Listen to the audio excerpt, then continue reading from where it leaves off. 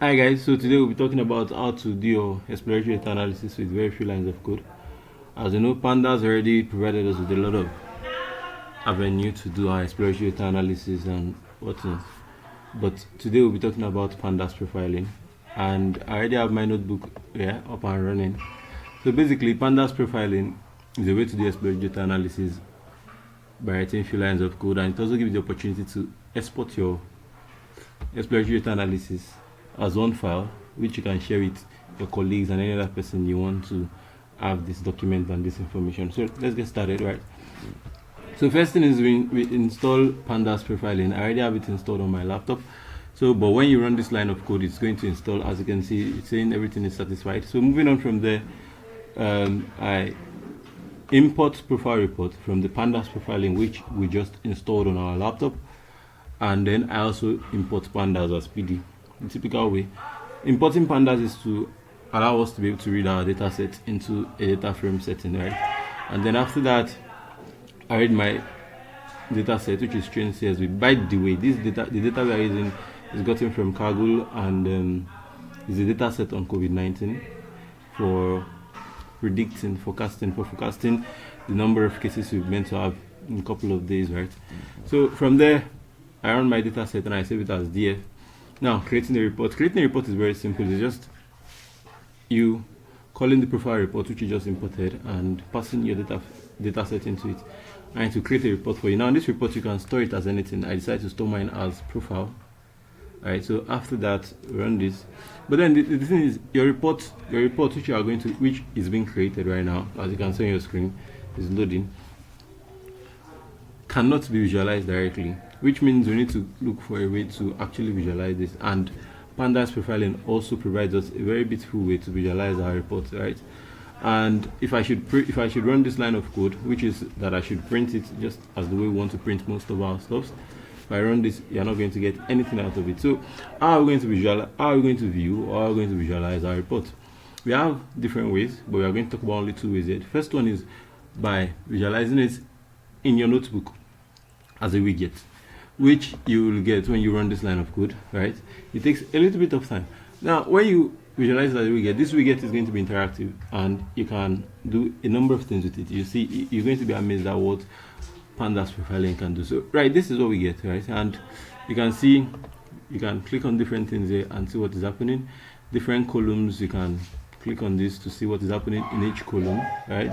And see the number of values you have there, the unique values, whether they have missing values, whether it has high cardinality, and other stuff like that. You can also check interactions. You can play with all these things on your own, right? I'm just here to teach you that there's something fantastic that you can use here.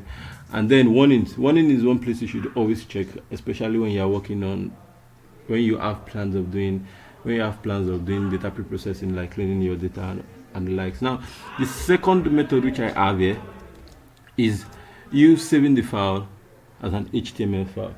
You saving your report as an HTML file. Now, this is very, very important, and it's very, very interesting. And as I ran this code, it has already created an HTML file, which is called COVID HTML, right? And let me go back to the folder and check it, right? And I can open this HTML file. I can also send this HTML file to you, and you can open it on your phone, and you can open it on any of your devices, right? That has HTML viewer enabled. Probably through your browser, an updated browser or something. So basically, you can see everything, and it looks like a typical site. It looks like a typical site with so many things you can do with it, and just gives you a whole lot of information with very few lines of code. And this is what Pandas Profiling does. And with that, you can actually see that you can click on almost everything on this page. You come up here and you can click on interactions, correlations, showing you different correlations. You can toggle correlation description so you understand what type of correlation you're viewing right now, and you can read about all these things. We have Spearman's and we have Kendall and the likes. But then analyzing most of our reports and checking what it has in store for us, what our report is doing for us. There's one last thing we should note.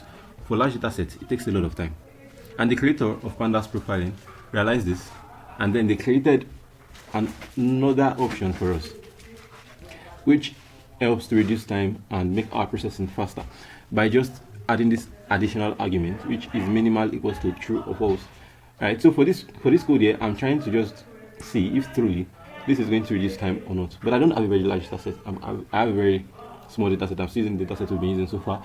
So this might actually work well and maybe not work well, but I'm very sure that when you have a very large data set, this will work well. So basically, what minimal does is that it removes one or two features from your report. But these are not so bad. These are not very bad things to remove from your report. But basically, if you have a very large data set, you can try this code on it, and it's going to tell you how long it took for your code to run. So let me run this and let's see what is happening. So basically, the minimal could be true or could be false. And for most of the code you run, if you just pass in your data frame into the profile report, your minimal is automatically true. Sorry, your minimal is automatically false, which means that it is giving you all the report. So from our output here, we can see that when minimal is true, it took 3.97 seconds. And when minimal is false, it took 4.2 seconds. So this is awesome, and this is exactly what it is going to do. Although the time lapse here, the time gap in between when minimal is true and when minimal is false is not so much here, but when you have a very large data set, you realize that this is going to actually take a lot of time. So with this, we've added a new technique to our analysis skill, which is going to help us make analysis easier, our data exploration more easier, and then understanding our data even way easier and faster. So thank you for watching this video.